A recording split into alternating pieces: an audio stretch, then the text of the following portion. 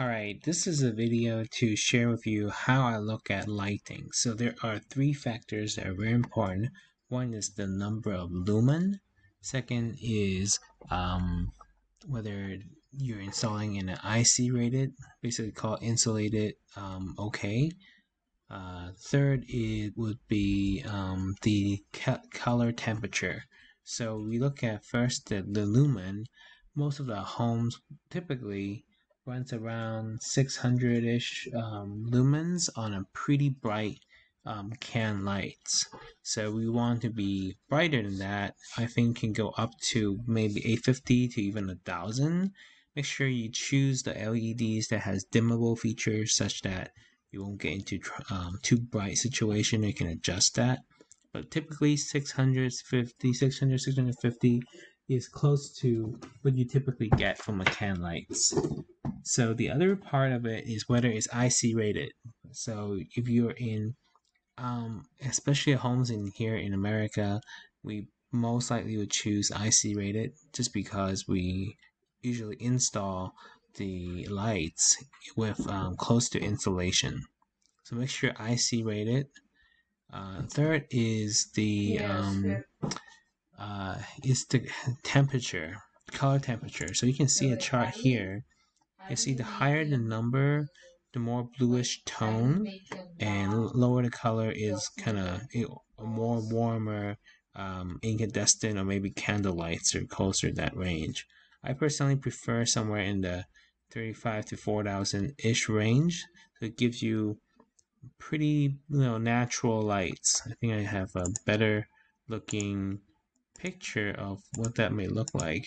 Maybe not, but I've seen the tone. I think I really like the natural lights more than it is um the cooler or the too red light. This will be more like white lights. Okay. So we talk about those three, and here are several things that I also want to talk about is the size of the opening of the light, so you can have a more concentrated look like instead of more spread. So that's another thing we can talk about spread because there is amount of angles to or degree of spread the lights could go. So let's see if I can find something like I think I might have closed that. There is let's see. On a reference material, we do have something called spread angle. So basically how spread out the light you want the distance from the light. So some of these lights tell you the degree of the light. I for me, I think I would say for a general, if I just want to lit up the room where you're not really focused on the spotlight effect, then anything basically 20-25 would be fine. And you can also control that degree of light by actually having these accessories on top of the lights or trim set.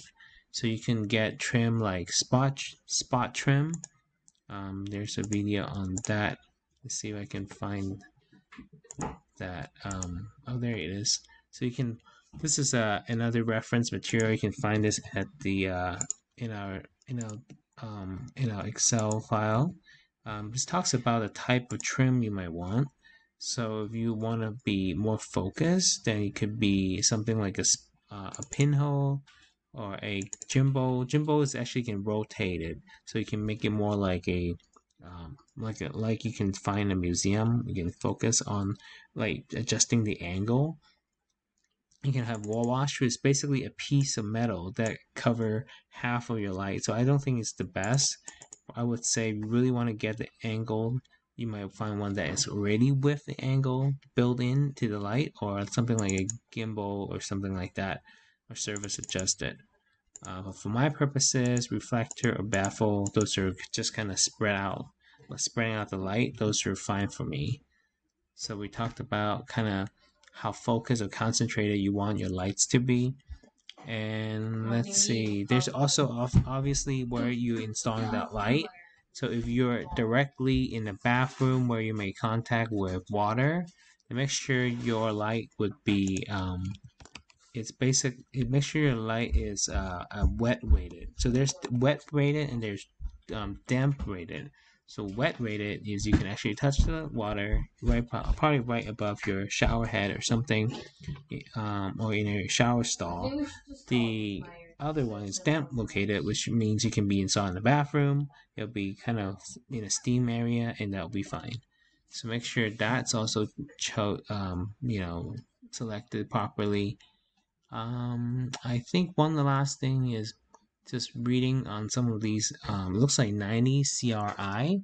CRI tells you the vibrancy of the color or how true that color is. It looks like 90 or above is kind of what the industry standard. So don't choose anything below 90. I guess that. Oh, one really important note I also haven't talked about is going back to lumen. So how much brightness do you actually need in your room? So there's a way to calculate that. So let me find that article. I think, okay, so how much light do you need in your room? So there's a formula. You actually calculates it. So these guys put up how much light you probably need. They're kind of in the measurements of foot candle. So in the bathroom that I'm doing, you just take this amount, this number, the lower end or the higher end, depends on how bright your bathroom you want it to be, multiplied by your number of square foot. So for my bathroom, I have 77 square foot. Then I would times it on the upper end because I want to use the dimmer if it needs too bright. I need 6,160.